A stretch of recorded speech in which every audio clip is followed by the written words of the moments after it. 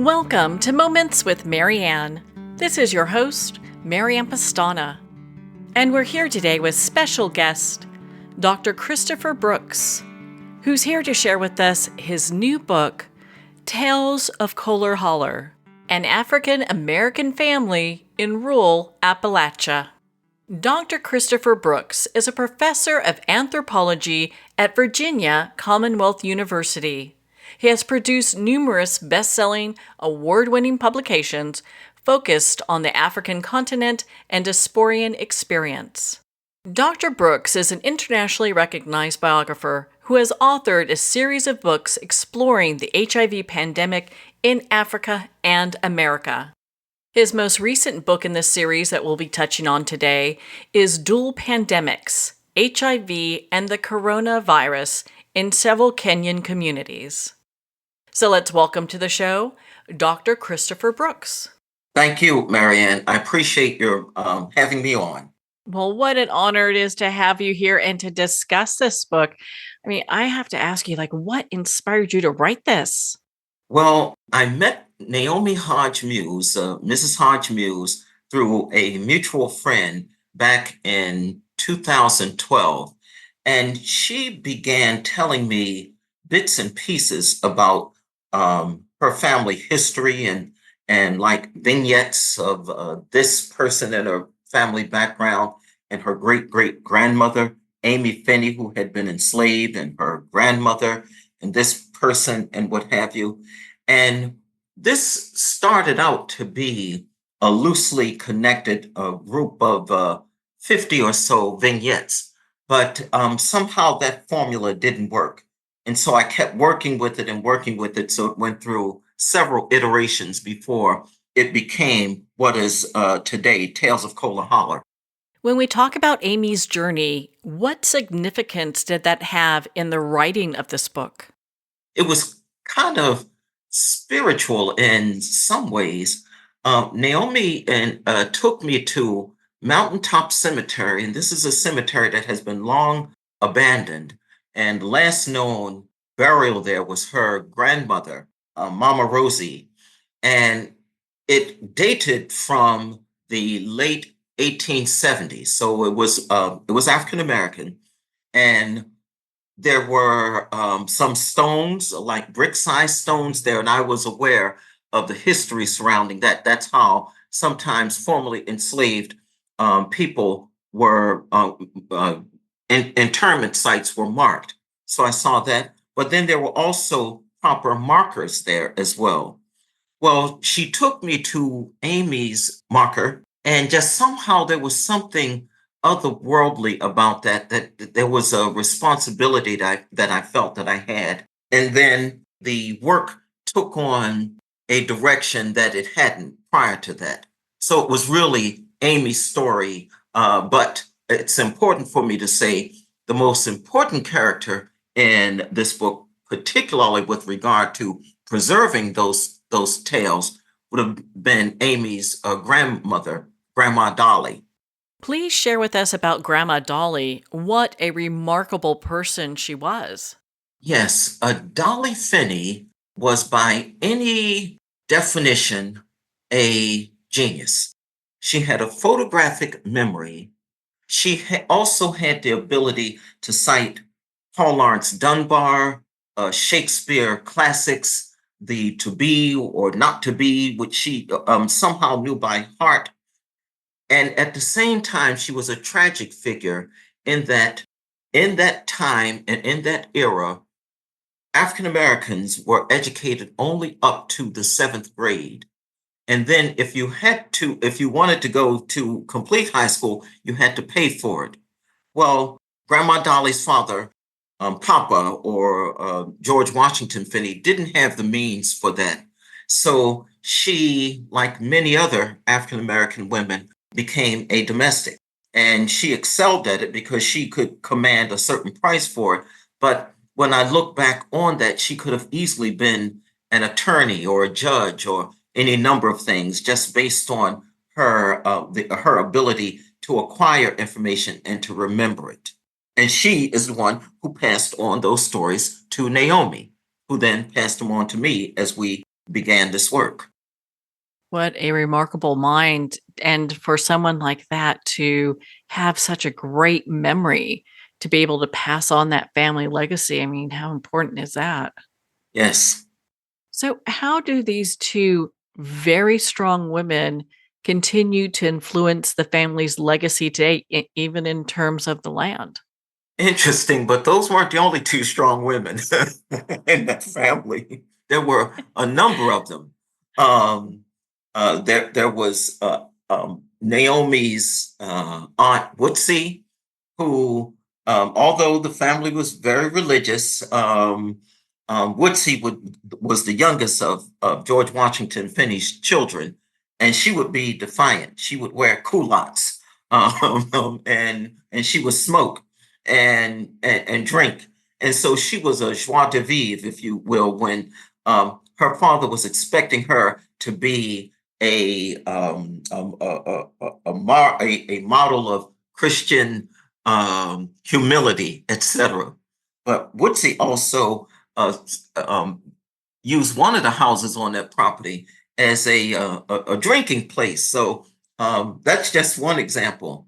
There was also Naomi's mother, Doretha, not Doretha, but Doretha, which is how they pronounced it, who had her own situations, strong in certain instances, vulnerable in others.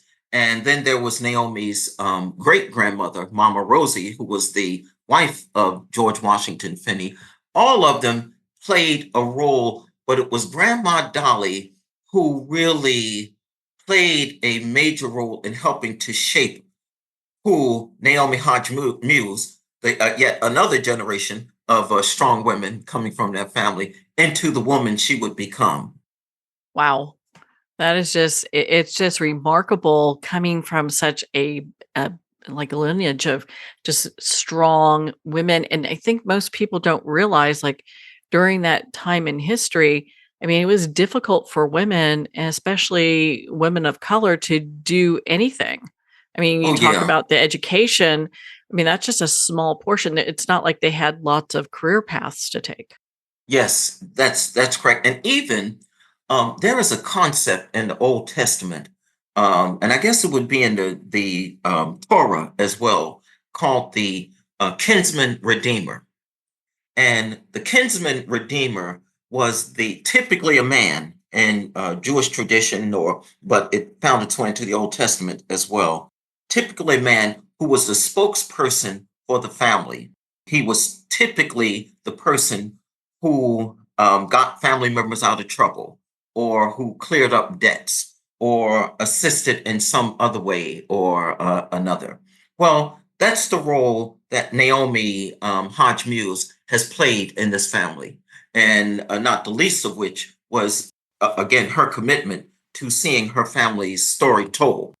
What were some of the interesting things that you discovered while you were doing this research with this family?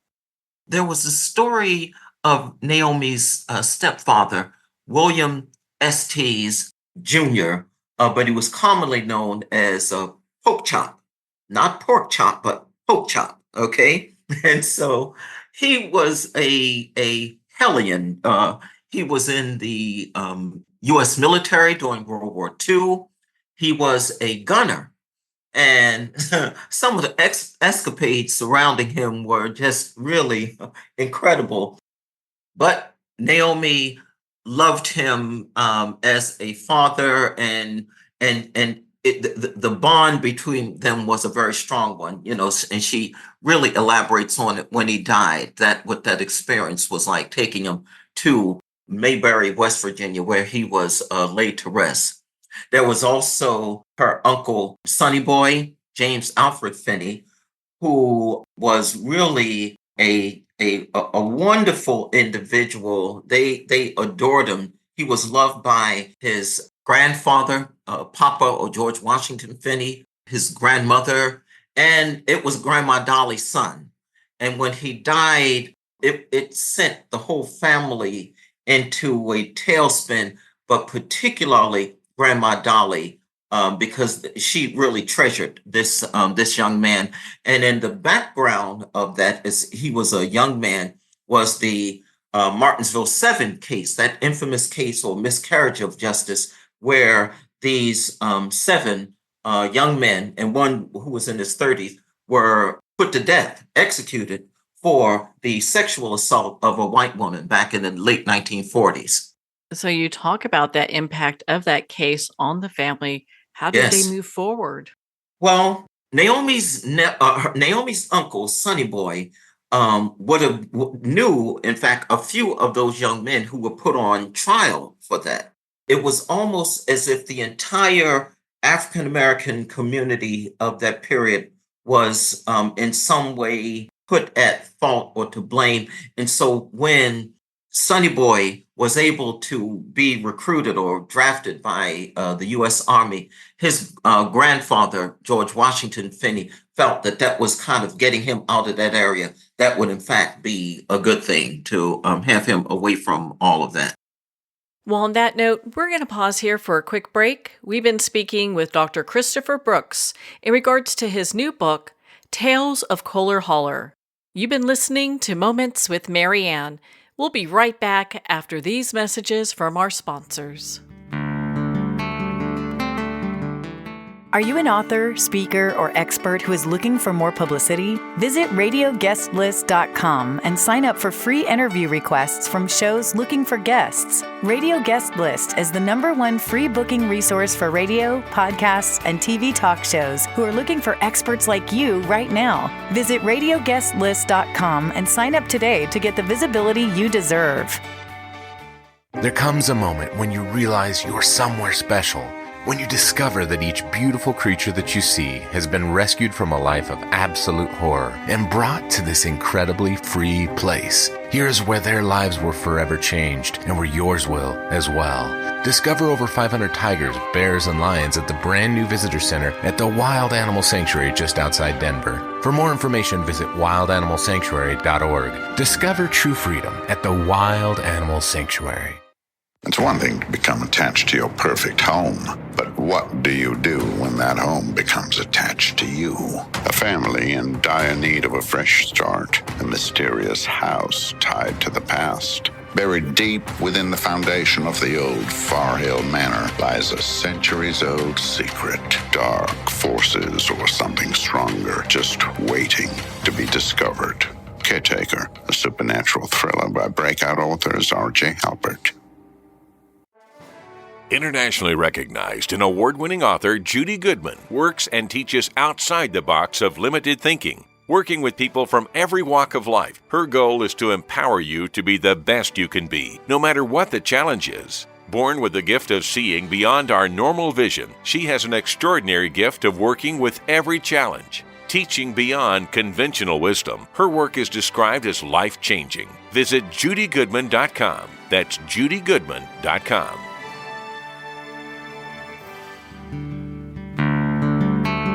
I'd like to thank Jason Eastwood at Guitarfulness for sharing his inspiring music and talent with us.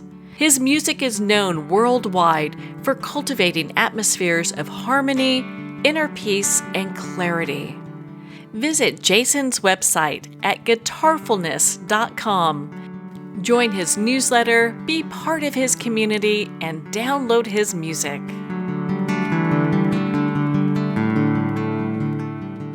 Welcome back to Moments with Mary Ann.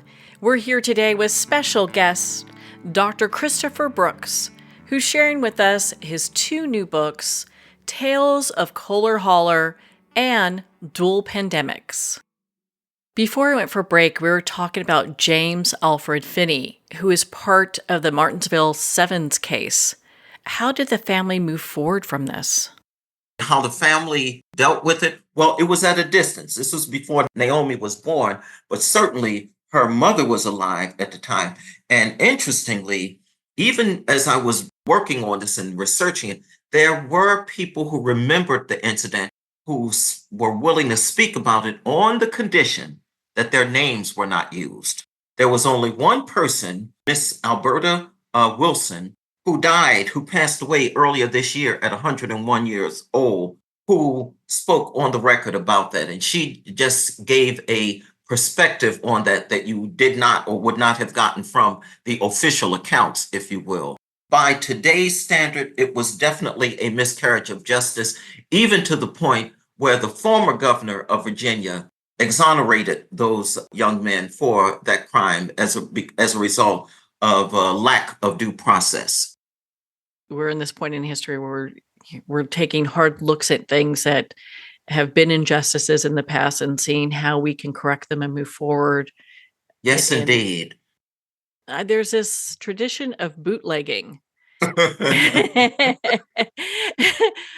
would love for you to share bootlegging with us and and how this is part of this family's journey.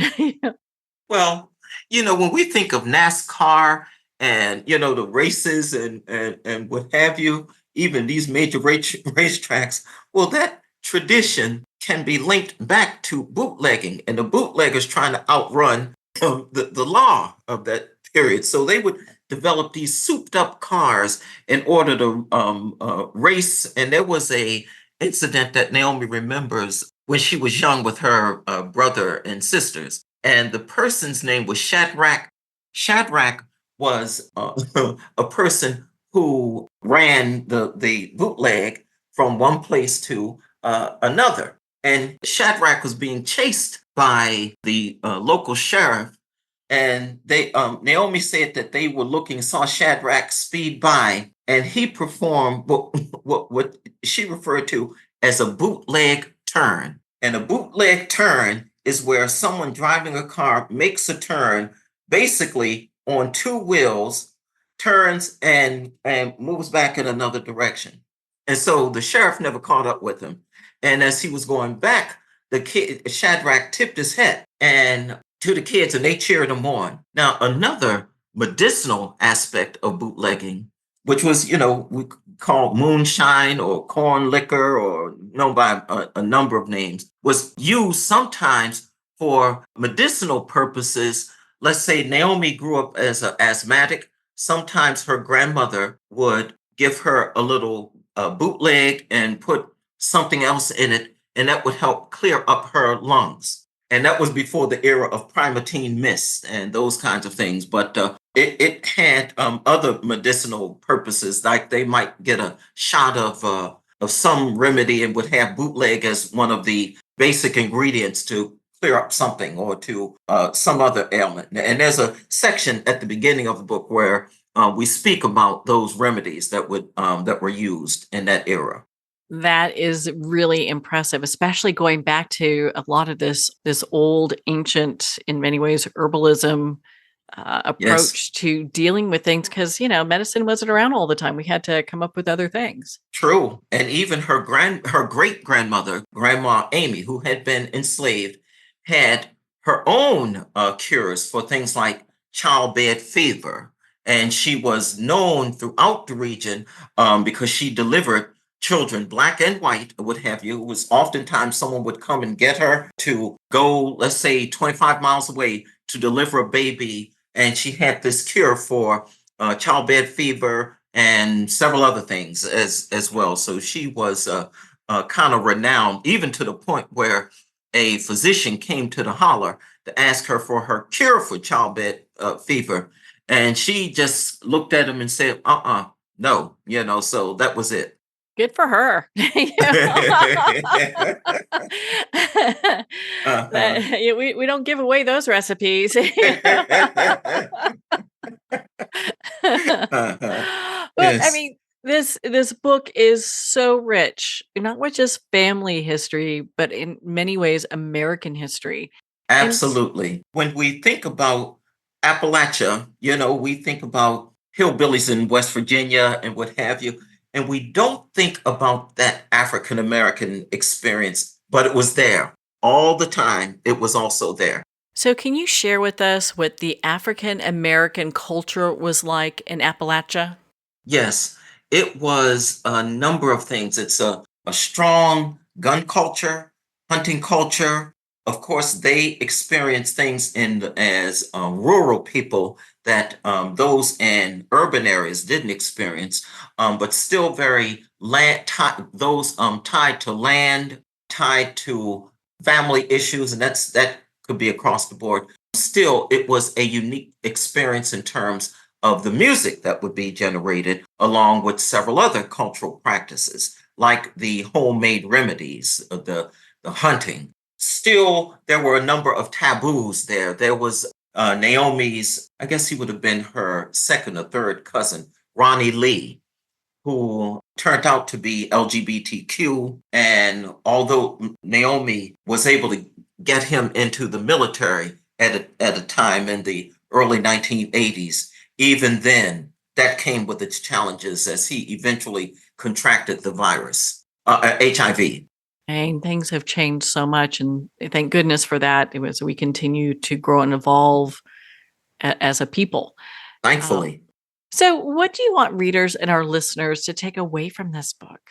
Although Koehler Hollow is a microcosm of this African American Appalachian experience, it tells the story of family, of relationships. They were complex. They were joyous, some were sad, some were inspiring. So it really gives a panoramic view of how people lived. And I have to say that I am grateful to Amy Rath and Don Rosso of Unsung Voices Books for giving Naomi and me the chance to bring this book to life, because it was a story that was begging to be told. And I want to thank them for that as well. I'm so grateful that all came together. It's such a phenomenal read. And I understand you have another new book that's out right now. I'd love to hear about that. Yeah, it's called Dual Pandemics, HIV and the Coronavirus in Several Kenyan Communities. I am an anthropology professor and a HIV specialist, in that I tell and have told that story in many ways. And that is through a publisher called Linus. They are now known as Linus Learning. And I had an editor there, Jay Harath, who approached me back in 2009 about doing a book with them. And I was working with a colleague in the nursing school at my university, VCU, or Virginia Commonwealth University, who asked me if I would collaborate with him on telling the stories of these African American men with HIV. So I said, okay. So we did that book. And then I became intrigued because I wanted to know more about the virus, because I had done field work in Zimbabwe. And many of the informants who I interviewed, mostly women, had passed away. And when the way that occurred, someone passed away of a brief illness or a long illness. Well, that was a euphemism that they died of this virus. All right. So I went to South Africa, which at the time was ground zero for the virus, and did another book dealing with men and the HIV virus there. And it did very well. And I was asked by Linus to do a second edition, which I did. I did another one of women in Mali, Muslim women, and that was based on a Gates Foundation grant that I was involved in to do work in that West African country, which is mostly Muslim. That work is called The Most Vulnerable Women, HIV, and Mali. This is the most recent in that series. And so there are 5 books in that series. That sounds like such an intriguing read. I can't wait to get my hands on that book as well. Where can our listeners and readers connect with you and be part of your community and learn more about not just these 2 books we've been talking about, but all of your other books as well? You can also reach me at my university address, which is C.A. Brooks at vcu.edu. Well, Dr. Brooks, thank you so much for taking the time to be on the show with us here today. My pleasure, and I really appreciate it, Marianne. I really thank you for that. Well, thank you, Dr. Brooks. It has been such an honor to spend this time with you and to talk about your 2 books, Tales of Koehler Hollow and Dual Pandemics. Well, we're at the end of our time today. I'd like to thank everyone for tuning in. You've been listening to Moments with Mary Ann, where we make every moment count.